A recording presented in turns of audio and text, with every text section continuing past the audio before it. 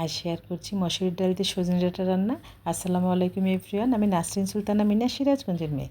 আমার রান্নাঘরে আপনাদের সবাইকে স্বাগত জানাচ্ছি। এই রান্নার সাথেই থাকবেন, ফুল ভিডিও আপনাদের সঙ্গে শেয়ার করেছি খুব সহজ হয়েতে, আশা করি ভালো লাগবে। তো চলুন আমরা এখন রান্নায় চলে যাই।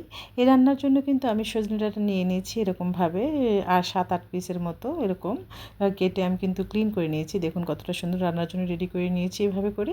সাথে কিন্তু মসুর ডাল নিয়েছি 2 মুঠো, এটা দিয়ে রান্না করব। সাথে সব কিছু ইচ অ্যান্ড এভরিথিং রেডি করে নিয়েছি। এখন আমি কড়াইয়ে তেল দিয়ে দিলাম, পেঁয়াজ কুচি 3-4টা দিয়ে দিলাম, এভাবে করে সফট হওয়া পর্যন্ত ভেজে নিচ্ছি। লবণ দিয়ে দিলাম, এভাবে করে পেঁয়াজটা ভেজে নিচ্ছি লাল লাল করে। কাঁচামরিচ কুচি দিয়ে দিলাম, ঝাল লবণ স্বাদ মতো দেবেন, তবে কম ঝালই ভালো লাগে সজনে ডাঁটা, বেশি ঝাল ভালো লাগে না। এভাবে করে রান্না করে নিচ্ছি, পেঁয়াজটা সফট হওয়া পর্যন্ত ভেজে নিচ্ছি। এখন কিছু মশলা অ্যাড করছি, রসুন বাটা, পেঁয়াজ বাটা, হলুদ, লবণ, লাল মরিচের গুঁড়ো, সামান্য আদা বাটা। এভাবে করে দিয়ে মশলাটা আমি কষিয়ে নিচ্ছি পেঁয়াজের মধ্যে। অল্প অল্প করে গরম পানি দিয়ে কিন্তু কষিয়ে নিচ্ছি। 2টো তেজপাতা দিয়ে দিলাম, তেজপাতা আগে দিলে কিন্তু পুড়ে যায়, এই জন্য এখন দিয়ে দিলাম। এখন আমি ডালটা দিয়ে দিলাম।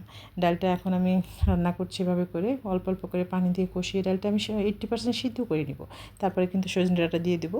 এই দেখুন ঢেকে ঢেকে রান্না করছি, এভাবে করে কিন্তু ডালটা 80% সিদ্ধ হওয়ার পর দিতে হবে, তবেই কিন্তু রান্নাটা বেশি মজা হয়। এই যে দেখুন অনেকটা সিদ্ধ হয়ে গেছে ডালটা, কিন্তু পানিটা আরেকটু কমিয়ে নিচ্ছি, আরেকটু কমিয়ে নেওয়ার পর তারপর কিন্তু সজনে দিয়ে দেবো। এখন আমি সজনেটা দিয়ে দিচ্ছি, দেখুন কতটা সুন্দর। এই সজনে ডাঁটাটা আমার এত পছন্দ, আর এত প্রোটিন ভিটামিন সব কিছু এর মধ্যে। তো এখানে আমি কিন্তু উল্টে উল্টে রান্না করে নিচ্ছি, দেখুন কতটা সুন্দর। এখন আমি এটাকে হাই হিটে রান্না করছি, হাই হিটে রান্না করছি। সবুজ আর সবুজ থাকে কিন্তু হাই হিটে রান্না করলে। এই ডাটা কখনও কিন্তু গ্যাসের ফ্লেমটা লো করা যাবে না। তো এভাবে করেই কিন্তু আমি রান্নাটা করে নিচ্ছি। এটা গরম ভাতে অসাধারণ খেতে, আমার তো অনেক পছন্দ। তাছাড়া এমনি সবজি হিসেবে খাওয়া যায়। অনেকে মাছের ঝোলে রান্না করেন, আমি অবশ্য মাছের ঝোলে এখনও খাইনি, তবে আমার ইচ্ছে আছে একটা রেসিপি আপনাদের সঙ্গে শেয়ার করবো। তো এভাবে করেই কিন্তু আমি সজনে ডাঁটা রান্না করে নিচ্ছি, দেখুন কতটা সুন্দর। এখন আমি হাই হিটে রান্না করছি, সজনে ডাঁটা প্রায় হওয়ার পথে। তো এভাবে করে রান্নাটা করে নিলাম, একদম একটু গ্রেভি গ্রেভি হবে, হালকা হালকা গ্রেভি গ্রেভি হবে, সেভাবে করেই কিন্তু খাবো। আর ডালটাও কিন্তু অনেক ভালো লাগে, শুধু সজনে ডালের ভিতরে যে ডালটা আছে এটা খেতে অনেক বেশি মজা হয়। তো এভাবে করেই কিন্তু আমি রান্নাটা করে নিচ্ছি। এটা মায়ের অনেক পছন্দ রান্না, আর আমার পছন্দ। তাই আমি সজনের সময় কিন্তু প্রায় দিন সজনেটা রান্না করা, সরিষা দিয়ে রান্না করা যায়, এটা আমি একদম সরিষা দিয়ে আপনাদের সঙ্গে শেয়ার করবো।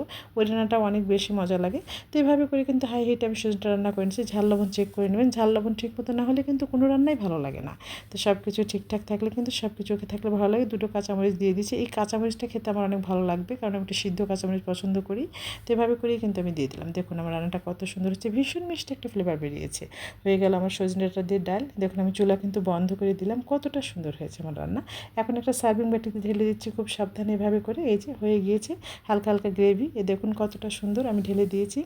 আমার এরকম সহজ রেসিপি যদি ভালো লাগে তাহলে পেজ ফলো করে রাখতে পারেন। আজ বিদায় নিচ্ছি, সবাই সুস্থ থাকবেন, নিরাপদে থাকবেন, আমার পরিবারের জন্য দোয়া করবেন। সামনে নতুন রেসিপি দেখার আমন্ত্রণ রইল, সে পর্যন্ত সবাই ভালো থাকুন, সুস্থ থাকুন। আল্লাহ হাফিজ।